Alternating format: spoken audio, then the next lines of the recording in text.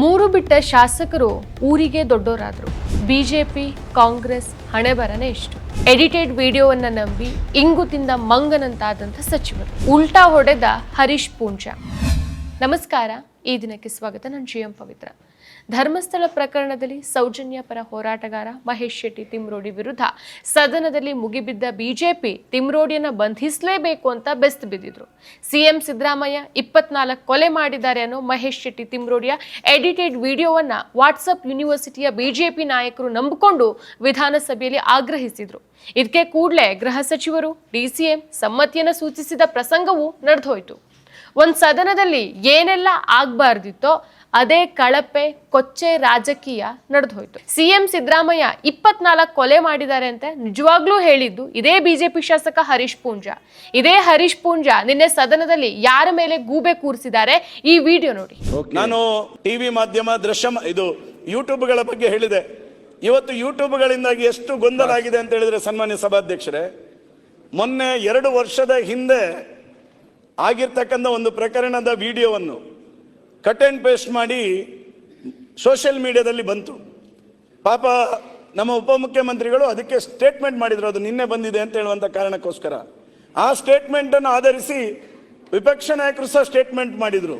ಇವತ್ತದು ಸದನದಲ್ಲೂ ಸಹ ಚರ್ಚೆ ಆಯಿತು.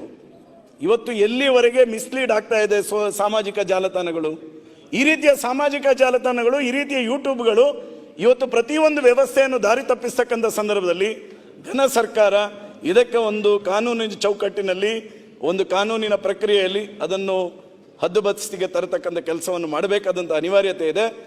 ಈ ವಿಡಿಯೋದಲ್ಲಿ ಹರೀಶ್ ಪೂಂಜಾ ಆ ಎಡಿಟ್ ಆಗಿರೋ ವಿಡಿಯೋಗೆ ಯೂಟ್ಯೂಬರ್ಸ್ ಕಾರಣ ಅಂತ ಹೇಳಿದ್ದಾರೆ. ಅನ್ನ ತಿನ್ನೋ ಬಾಯಲ್ಲಿ ಯಾರಾದ್ರೂ ಈ ರೀತಿ ಮಾತನ್ನ ಉಲ್ಟಾ ಮಾಡೋಕ್ ಸಾಧ್ಯ ಇದೆಯಾ? ಎಡಿಟ್ ಆಗಿರೋ ವಿಡಿಯೋವನ್ನ ನೋಡ್ಕೊಂಡು ಅಶೋಕ್ ಅವರು ಈ ರೀತಿ ಮಾತಾಡಿದ್ರು ಅಂತ ಹೇಳಿದ್ದಾರೆ. ಅಂದ್ರೆ ಇಲ್ಲಿ ಮಾತಾಡಿದಂತ ಅಶೋಕ್ ಅವ್ರದ್ದು ಏನೂ ತಪ್ಪಿಲ್ಲ, ಎಡಿಟ್ ಮಾಡೋದವ್ರು ತಪ್ಪು ಅನ್ನೋ ರೀತಿ ಇವ್ರು ಮಾತಾಡ್ತಾರೆ. ತನ್ನದೇ ಪಕ್ಷದವರು ಮಾಡಿದ ಕಟ್ ಅಂಡ್ ಪೇಸ್ಟ್ ವಿಡಿಯೋಯಿಂದಾಗಿ ತನ್ನ ಬುಡಕ್ಕೆ ಬೆಂಕಿ ಬೀಳೋ ಲಕ್ಷಣ ಕಂಡು ಬಂದು ಯೂಟ್ಯೂಬ್ ಚಾನೆಲ್ಗಳ ಮೇಲೆ ಗೂಬೆ ಕೂರಿಸಿ ನುಣುಚ್ಕೊಳ್ಳೋ ಪ್ರಯತ್ನವನ್ನ ಹರೀಶ್ ಪೂಂಜಾ ಮಾಡ್ತಿದ್ದಾರೆ.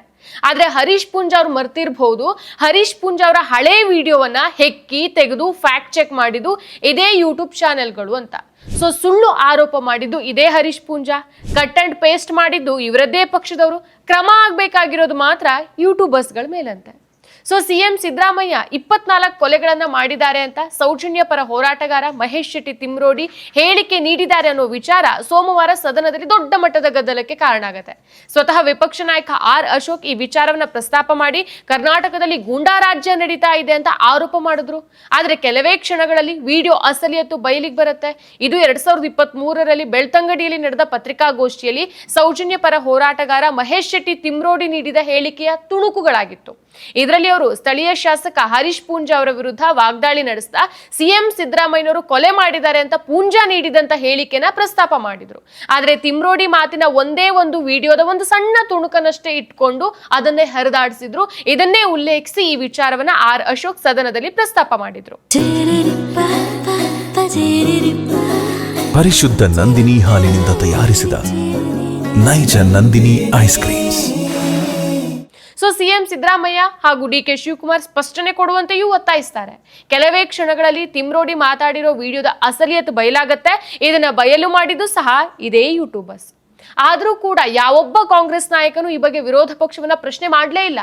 ಮುಖ್ಯಮಂತ್ರಿ ಸಿದ್ದರಾಮಯ್ಯನವರು 24 ಹಿಂದೂಗಳ ಕೊಲೆ ಮಾಡಿದ್ದಾರೆ ಅಂತ ಮಹೇಶ್ ಶೆಟ್ಟಿ ತಿಮ್ರೋಡಿ ಹೇಳಿಕೆ ವಿಧಾನಸಭೆಯಲ್ಲಿ ಚರ್ಚೆಯಾಗಿದೆ. ಈ ಹೇಳಿಕೆನ ಸರ್ಕಾರ ತನಿಖೆಗೆ ಒಳಪಡಿಸಬೇಕು. ತನಿಖೆ ನಡೆಸಿ ಈ ಹೇಳಿಕೆ ನೀಡಿದಂತ ಬೆಳ್ತಂಗಡಿ ಶಾಸಕ ಹರೀಶ್ ಪೂಂಜಾರನ್ನ ಬಂಧಿಸಬೇಕಲ್ವಾ? ಕಾಂಗ್ರೆಸ್ ಎಷ್ಟೊಂದು ದಿವಾಳಿ ಆಗಿದೆ ಅಂತಂದ್ರೆ ಅದಕ್ಕೆ ಬಿಜೆಪಿಯ ರಾಜಕೀಯನೇ ಅರ್ಥ ಆಗೋದಿಲ್ಲ. ಆಡಳಿತ ಪಕ್ಷವೊಂದು ಈ ಲೋಕದಲ್ಲಿ ಇಲ್ವೇನೋ ಅನ್ನುವಂತೆ ವರ್ತಿಸ್ತಾ ಇದೆ. ದಿಢೀರನೆ ಬಿಜೆಪಿ ಶಾಸಕರು ತಿಮ್ರೋಡಿ ವಿರುದ್ಧ ಮುಗಿಬೀಳ್ತಾರೆ ಅಂತ ಆಡಳಿತ ಪಕ್ಷಕ್ಕೆ ನಿನ್ನೆನೆ ಗೊತ್ತಾಗ್ಬೇಕಿತ್ತಲ್ವಾ? ಅವರ ಗುಪ್ತಚರ ಇಲಾಖೆ ಇಷ್ಟೊಂದು ವೀಕ್ ಇದ್ರೆ ಕನಿಷ್ಠ ಬಿಜೆಪಿ ಶಾಸಕ ಸಂಸದರ ಫೇಸ್ಬುಕ್ ಆದ್ರೂ ನೋಡಿದ್ರು ಸಾಕಾಗಿತ್ತು. ಇದ್ಯಾವುದನ್ನು ಮಾಡದ ಕಾಂಗ್ರೆಸ್ ಕೊನೆಗೆ ಸದನದಲ್ಲಿ ಬಿಜೆಪಿಯ ನೌರಂಗಿ ಆಟ ಬಯಲಾದಾಗಾದ್ರೂ ವಿರೋಧ ಪಕ್ಷವನ್ನ ತರಾಟೆಗೆ ತೆಗೆದುಕೊಳ್ಬಹುದಿತ್ತು. ಅದನ್ನೂ ಮಾಡಿಲ್ಲ. ಕಾಂಗ್ರೆಸ್ಗೆ ತನಗೇನೆ ಅರ್ಥ ಆಗದೆ ಇರೋ ಹಾಗೆ ಬಿಜೆಪಿಯ ಟ್ಯೂನ್ ತಕ್ಕಂತೆ ಕುಣಿತಾ ಇದೆ. ಸೊ ಹರೀಶ್ ಪೂಂಜಾ ಮಾತಾಡುವಾಗ ಕಾಂಗ್ರೆಸ್ನ ಒಬ್ಬರಾದ್ರೂ ಮಾತಾಡಿದ್ರ? ಬಿಜೆಪಿಯವರಾಗಿದ್ದಿದ್ರೆ ನಿಜವಾಗ್ಲೂ ಆಕಾಶ ಭೂಮಿನ ಒಂದು ಮಾಡ್ಬಿಡ್ತಿದ್ರು. ಇನ್ನು ಹರೀಶ್ ಪೂಂಜಾ ಇನ್ನೊಂದು ಮಾತನ್ನ ಹೇಳಿದ್ದಾರೆ. ಸ್ಯಾಟಲೈಟ್ ಚಾನೆಲ್ಗಳು, ಪತ್ರಿಕೆಗಳು ಕೆಲಸವನ್ನ ಸರಿಯಾಗಿ ಮಾಡ್ತಾ ಇದೆ, ಆದರೆ ಸೋಷಿಯಲ್ ಮೀಡಿಯಾ, ಯೂಟ್ಯೂಬ್ಗಳ ವಿರುದ್ಧ ಕ್ರಮ ತೆಗೆದುಕೊಳ್ಬೇಕು ಅಂತ ಹೇಳಿದ್ದಾರೆ. ಈಗಾಗಲೇ ಭೀಮನ ವಿಚಾರದಲ್ಲಿ ಮೀಡಿಯಾಗಳು ಸುಳ್ಳು ಸುದ್ದಿ ಹೇಳಿದೆ ಅನ್ನೋದು ಗೊತ್ತಾಗಿದೆ. ಒಂದಿಷ್ಟು ಮೇನ್ ಸ್ಟ್ರೀಮ್ ಮೀಡಿಯಾಗಳು ಬಿಜೆಪಿ ವಿರುದ್ಧ ಸುಳ್ಳು ಸುದ್ದಿ ಹೇಳೋದಿಲ್ಲ ಅನ್ನೋದು ಬಹುಶಃ ಹರೀಶ್ ಪೂಂಜಾ ಅವರಿಗೆ ಗೊತ್ತಿರಬಹುದೇನೋ. ಅದೇ ಧೈರ್ಯದ ಮೇಲೆ ಸೋಷಿಯಲ್ ಮೀಡಿಯಾ ಬಗ್ಗೆ ಮಾತಾಡ್ತಾರೆ, ಮೇನ್ ಸ್ಟ್ರೀಮ್ ಮೀಡಿಯಾಗಳ ಬಗ್ಗೆ ಮಾತಾಡೋದಿಲ್ಲ. ಸೊ ಹರೀಶ್ ಪೂಂಜಾ ಯಾವ ಚಾನೆಲ್ಗಳನ್ನ ಹೊಗಳಿ ಅಟ್ಟ ಹತ್ತಿಸ್ತಾ ಇದ್ದಾರೋ ಅದೇ ಕೆಲವು ಚಾನೆಲ್ಗಳು ಸೌಜನ್ಯಾಳ ಮೇಲೆ ಗ್ಯಾಂಗ್ ರೇಪ್ ಆಗಿಲ್ಲ, ಅವಳು ಪವಿತ್ರವಾಗಿ ಸತ್ತಿದಾಳೆ ಅನ್ನೋ ರುದ್ರಮುನಿ ಅವರ ಕೋಟ್ ಅನ್ನೇ ಹೈಲೈಟ್ ಮಾಡಿ ಸುಳ್ಳು ಹೇಳ್ತಿದ್ದಾರೆ. ಹರೀಶ್ ಪೂಂಜಾ ಹೊಗಳ್ತಾ ಇರುವಂತಹ ಅದೇ ಚಾನೆಲ್ಗಳು ಕೋರ್ಟ್ ನಿರಪರಾಧಿ ಅಂತ ಕರೆದಿರುವಂತಹ ಸಂತೋಷ್ ರಾವ್ನೇ ಅಪರಾಧಿ ಅಂತ ಕೋರ್ಟ್ ವಿರುದ್ಧ ಮಾತಾಡ್ತಿದ್ದಾರೆ. ಆದ್ರೆ ಈ ಪ್ರಶ್ನೆಗಳನ್ನ ಹರೀಶ್ ಪೂಂಜಾ ಎಲ್ಲೂ ಎತ್ತೋದಿಲ್ಲ. ನನಗೆ ಇಷ್ಟ ನಂದಿನಿ ತುಪ್ಪ, ಶುದ್ಧ ತುಪ್ಪ ಅಂದ್ರೆ ನಂದಿನಿ. ಇನ್ನು ಹರೀಶ್ ಪೂಂಜಾ ಪತ್ರಿಕೆಗಳು ಸರಿಯಾಗಿ ಸುದ್ದಿ ಮಾಡ್ತಾ ಇದೆ ಅಂತ ಹೇಳಿದಾರಲ್ವಾ, ಅದೇ ಪತ್ರಿಕೆಗಳಲ್ಲಿ ಹರೀಶ್ ಪೂಂಜಾ ಅವರೇ ಸಿದ್ದರಾಮಯ್ಯ 24 ಕೊಲೆ ಮಾಡಿದ್ದಾರೆ ಅನ್ನೋದನ್ನ ಹೇಳಿದ್ದು ಅಂತ ಸುದ್ದಿ ಆಗಿದೆ. ಸೊ ಈ ಪತ್ರಿಕೆಗಳು ಸತ್ಯ ಹೇಳತ್ತಲ್ವಾ, ಹಾಗಾದ್ರೆ ನಿಮ್ಮನ್ನ ಬಂಧನ ಮಾಡ್ಬೇಕಲ್ವಾ? ಗೃಹ ಮಂತ್ರಿ ಅಮಿತ್ ಶಾ ಹೇಳ್ತಾರೆ, ನಾವು ಒಂದು ವಿಷಯವನ್ನ ತಲುಪಿಸಬೇಕು ಅಂತಂದ್ರೆ ಕ್ಷಣಾರ್ಧದಲ್ಲಿ ತಲುಪಿಸ್ತೇವೆ, ಅಷ್ಟು ದೊಡ್ಡ IT ಸೆಲ್ ನಮ್ಮ ಬಳಿ ಇದೆ ಅಂತ. ಬಿಜೆಪಿ IT ಸೆಲ್ ದೇಶದಲ್ಲಿ ಅತಿ ಹೆಚ್ಚು ಫೇಕ್ ವಿಡಿಯೋಸ್ಗಳನ್ನ ಬಳಸ್ಕೊಂಡು ಕಟ್ ಮಾಡಿ, ಎಡಿಟ್ ಮಾಡಿ ವಿರೋಧ ಪಕ್ಷದ ತೇಜೋವಧೆ ಮಾಡೋ ಕೆಲಸ ಮಾಡಿದೆ. ಅದೇ IT ಸೆಲ್ ನಿಂದಾಗಿ ಈಗ ತಿಮ್ರೋಡಿ ಹೇಳಿರೋದು ಅಂತ ವಿಡಿಯೋವನ್ನೇ ತಿರುಚಿರೋದು. ಇನ್ನು ಬಿಜೆಪಿ ಹಾಗೂ ಅವರ ನಾಯಕರಿಂದ ನಾವು ಹೆಚ್ಚಿನ ಎಕ್ಸ್ಪೆಕ್ಟ್ ಮಾಡೋ ಹಾಗಿಲ್ವೇ ಇಲ್ಲ. ಯಾಕಂದ್ರೆ ಅವ್ರು ಇರೋದೇ ಹಾಗೆ, ಸದನದಲ್ಲಿ ಹೇಗೆ ಬಿಹೇವ್ ಮಾಡಬೇಕು ಅನ್ನೋ ಕಾಮನ್ ಸೆನ್ಸ್ ಕೂಡ ಇಲ್ಲ. ಇನ್ನು ಬಿಜೆಪಿಯ ನೈತಿಕತೆ ಇದ್ದಿದ್ದೇ ಆಗಿದ್ದಿದ್ರೆ ಹರೀಶ್ ಪೂಂಜಾ ವಿರುದ್ಧ ಕ್ರಮ ಕೈಗೊಳ್ಬೇಕಲ್ವಾ? ನಿಜವಾಗ್ಲೂ ಕಾಂಗ್ರೆಸ್ನ ಶಾಸಕರಿಗೆ ಸ್ವಾಭಿಮಾನ ಅನ್ನೋದು ಸ್ವಲ್ಪನಾದ್ರೂ ಕಿಂಚಿತ್ತಾದ್ರೂ ಇದ್ದಿದ್ರೆ ಇವತ್ತು ಸದನದ ಒಳಗೆ ಹರೀಶ್ ಪೂಂಜಾರನ್ನ ಅಮಾನತು ಮಾಡಿ ಅಂತ ಪ್ರತಿಭಟನೆ ನಡೆಸಬೇಕಾಗಿತ್ತು.